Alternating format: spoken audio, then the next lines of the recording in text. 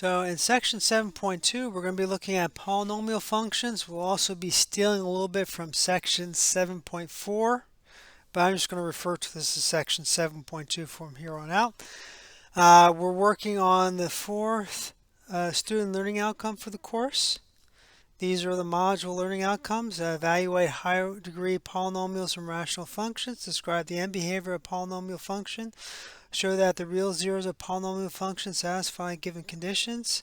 Factor polynomial function and sketch its graph. Analyze the graph of a polynomial function.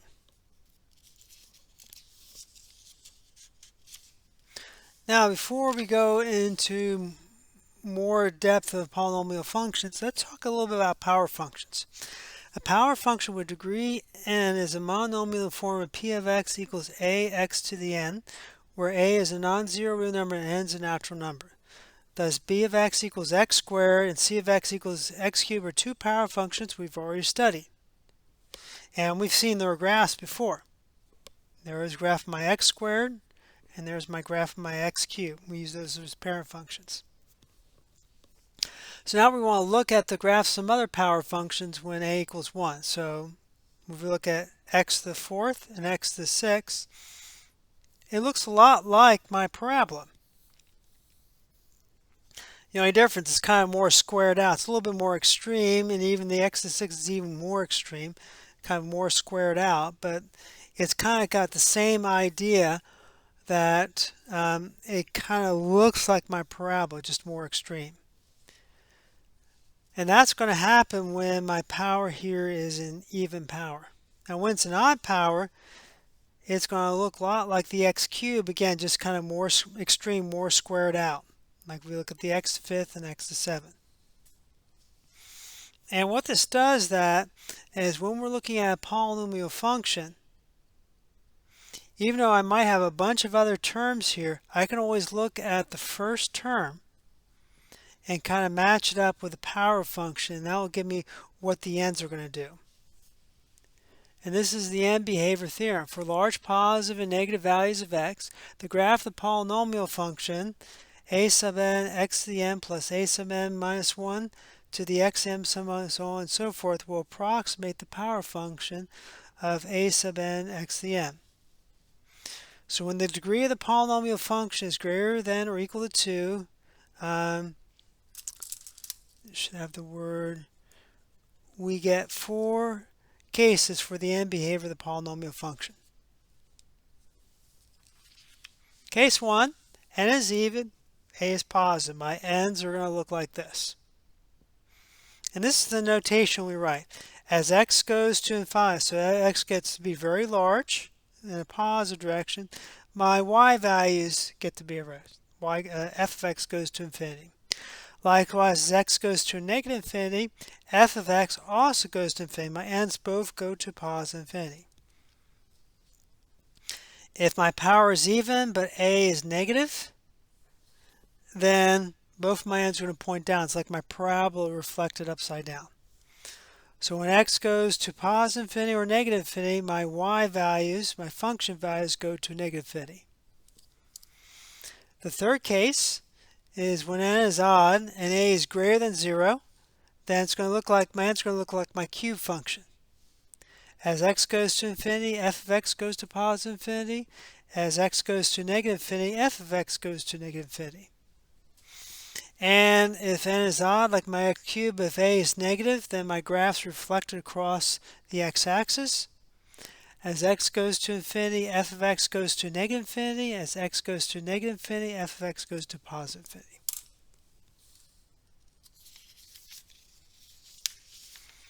So let's go and take a look at some of the workbook problems.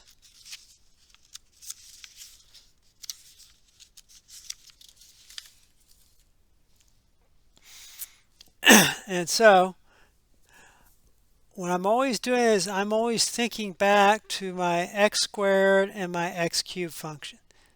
That's what I'm always thinking back to when I'm doing these. And again, just kind of remind you with this notation, x arrow means x approaches infinity. X becomes infinitely large in the positive direction. X approaches negative infinity.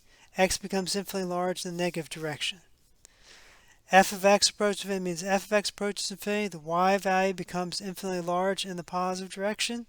And f of x approaches negative infinity. The y value becomes infinitely large in the negative direction. And here's just kind of a representation of our picture, so we have it for reference here. So here's what we do.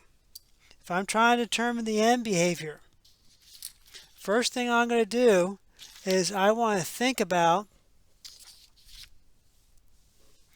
is my power even or odd?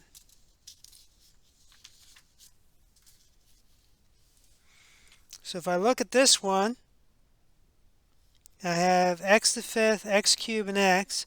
5 is my largest power. So I want to be looking at the leading term. 5x to the fourth. So I got 5, 3, and 1 for power. That has the highest power. So I want to go with that term. It's odd, so I'm thinking of my cube function.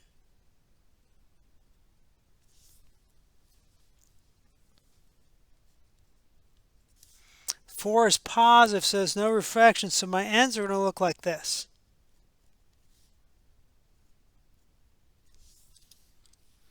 So now I just use this to write this out. As x goes to negative infinity,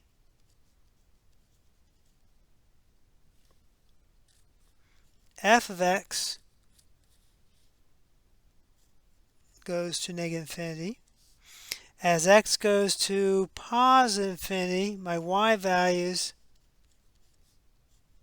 go to positive infinity. But for me, I need to have this picture first. Then once I have this picture, we can just write this down. Now 1b is a little bit more complicated because it's not in the right form, but let's just think about this for a minute. Here we have a negative 3 times x plus 5. If I were to multiply this out, if I take x plus 1 times x plus 1, FOIL that out, take that answer, multiply it by another x plus 1, I'm going to get x cubed plus a bunch of terms. And all these powers are small or smaller powers, so I'm just looking at the x cubed. If I then multiply that with the x plus 5, x plus 5, that gives me an x to the fourth term plus a whole bunch of other terms. And when I distribute that negative 3, my leading term is going to be negative 3x to the fourth plus a bunch of other terms. So my power is even, so I'm thinking of the x squared function.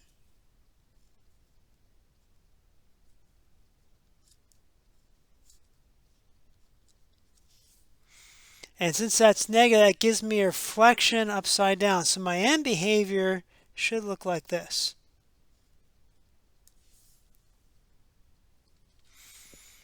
So that means as x goes to infinity, my y values are going to go to negative infinity. And as x goes to negative infinity, my y values are going to go to negative infinity.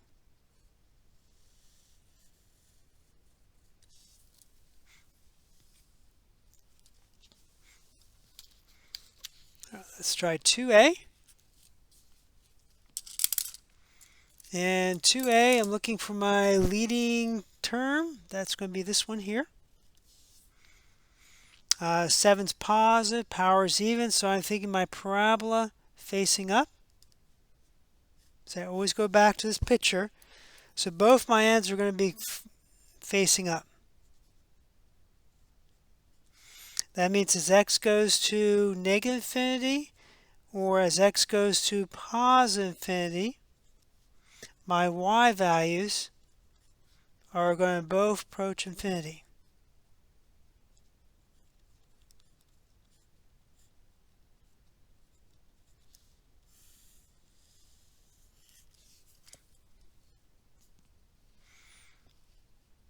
Let's try this next one. So this is very similar to 2a. So again, I kind of think about kind of do like some fake multiplication. If I cube this out, I'm going to get an x cubed plus a bunch of terms times x squared minus 7. When I multiply these out,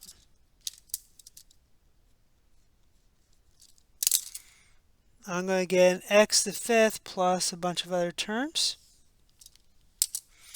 And when I distribute that -6, I'm going to get negative 6x to the fifth plus a whole bunch of other terms. This is my leading term. So I think of my cube function, but since that 6 is negative, it's reflected upside down. So my end behavior is going to look like this.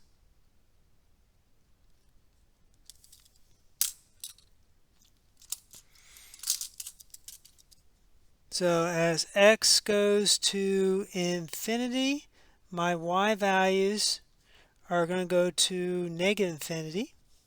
And as x goes to negative infinity, my y values are going to go to positive infinity. So that would be my end behavior.